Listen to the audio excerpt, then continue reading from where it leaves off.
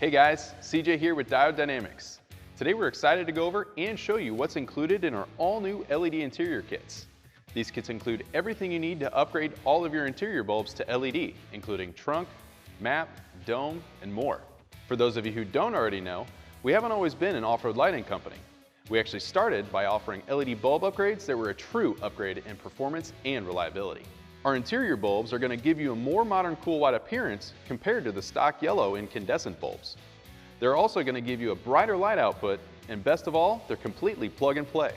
Simply take out the stock bulb and plug your new LED bulb in. All of our bulbs have been designed and tested in-house to ensure quality and uniformity of the output color temperature.